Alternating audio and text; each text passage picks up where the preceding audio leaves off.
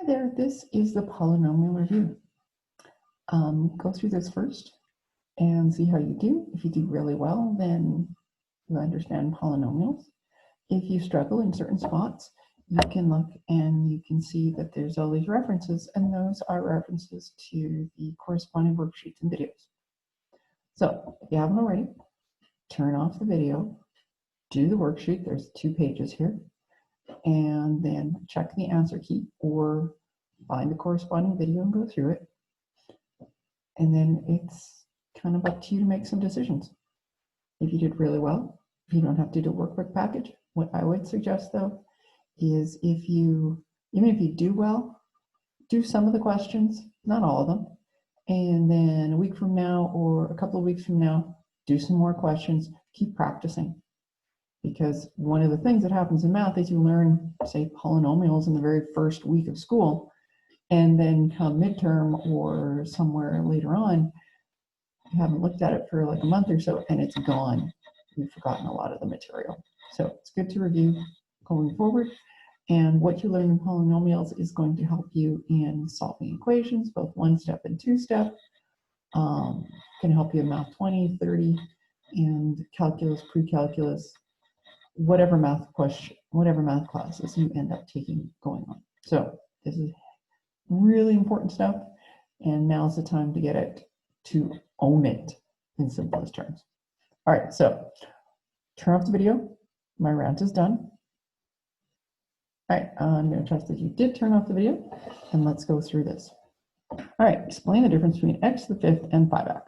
Okay, this is key for polynomials. Those are 2 very different things. X to the 5th, and what I would hope you had for an answer, x to the 5th, when you have exponents, whoopsies, oops, squishy. 1, 2, 3, 4, 5. The exponent says you're multiplying. This tells you what you're multiplying. This is called the base. And this is called an exponent. And this is what you're multiplying, and this is how many times you're multiplying. So there are 5 x's there multiplied, even though that one looks awful. This, on the other hand,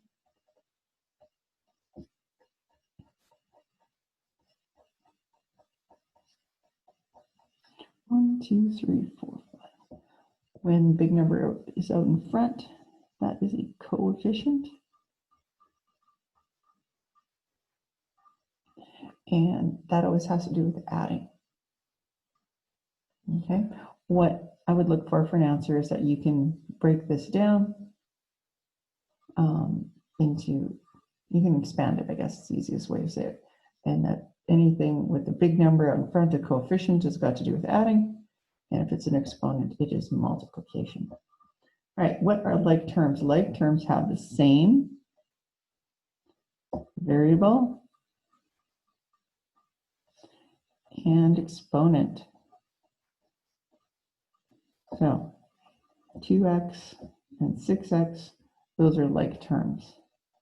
Minus 12x, y, z, 5, and 2.3 x, y, z, 5 are like terms. Like here, oops, not like, I guess unlike would be the word I used. So 2x and 2y, those do not have the same variable. 3x squared and 3x, they don't have the same exponent. Okay, so even if the variables are the same, the exponent also has to be the same. All right, so that's the basic introduction. Now, this first part deals with the videos, and this is mostly just addition and subtraction of polynomials. So to add and subtract polynomials, you have to have like terms, and then you just add or subtract the coefficients. So 4x squared y5 and x squared y5, these are the same. So all I do is go 4 plus 7 is 11, x squared y5, and that is the end of the story. 15 minus 54, I don't know.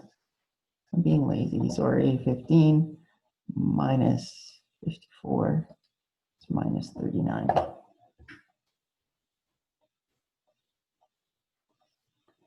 So you don't do anything with your exponents, and the variables, you just bring them along.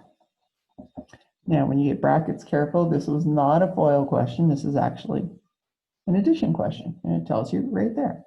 If there's nothing out in front, you can just drop your brackets. If there's only a plus sign and no number there, you can also just drop your brackets. I always think of this when we're doing it this way, it's just kind of organizing the question into two parts. So now I can go 2x and 4x is 6x, and 5 minus 8 is minus 3. I can't put those together because they are not like terms, but I can circle it. I'll circle that one. All right, this one, notice there's a negative out in front. That means, well, I kind of think of it as a -1, but when I write the 1 in there, it just gets messy. But I'm going to multiply through or distribute that, so it becomes minus 3y squared and plus 2y and minus 12. So when there's a negative out in front, every single sign in that bracket flips. So I can check and I'm good there. Now this was just a plus, so I can just drop my brackets. 2y minus 5y squared minus 7.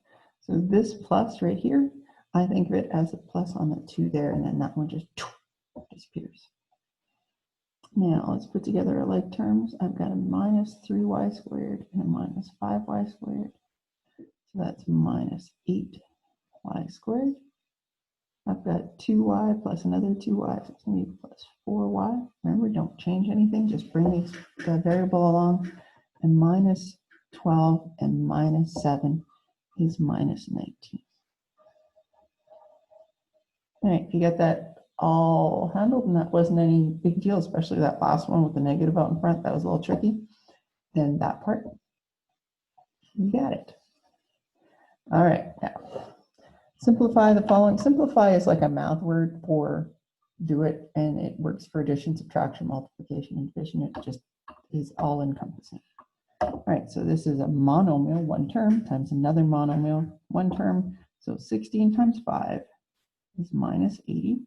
So when you are multiplying, you multiply your coefficients and you add your exponents. So I put a squared and a to the third gives me a to the fifth. If you have a bunch of monomials, you can actually multiply them all at once. So 5 times 3 is 15, times minus 10 is minus 150. And then you've got x to the 1 and x squared and x4. So it's 1 plus 2 is 3 plus 4 is 7. You also, by the way, could have multiplied these two, gotten an answer, and then multiplied by the third one. It's okay, either way. Now this one, we're going to use distributive property. So 3 times 5 is 15t to the third, and then keep distributing. 3 times 6 is minus 18 t squared, and 3 times 12, sorry, 3t times 12 is plus 36t. Quick tip,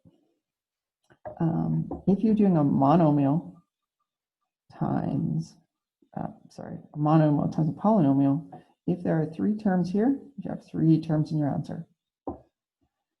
And if this is a plus, then my signs are going to match. So this was a negative, it's still a negative. This was a positive, it's still a positive. I personally, my most common mistakes are sign errors. So I'm always double checking. All right, here we go. It's another one. Basically, it's the same question as this, just a little more entertaining. -4 times 2 is -8. I've got an x times another x is going to be x squared. I don't have a y, I don't have a z, so I just bring those guys along.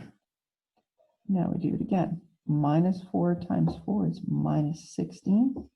X times x is x squared. Now I've got a y and another y, so it's going to be a y squared.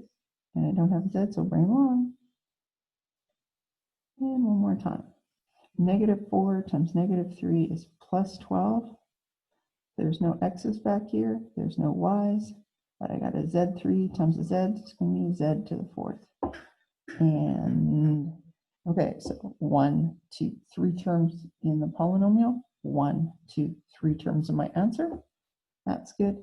And also I had a negative out front, so my signs are going to change. This was a plus, it's minus, plus, minus, minus, plus. Okay, cool, cool, cool. The last one here is this is a binomial times a binomial. So if you're going, it's finally FOIL. Yes, this is a FOIL question. So first times first is x squared, outsides, x times 7 plus 7x, outsides minus 5x, and last minus 35. Right, these two middle terms are common, so we need x squared plus 2x minus 35. I'm thinking I'm going to stop the video there. I'd rather have 2 short videos than one really long one. So the next video will be the second page of this.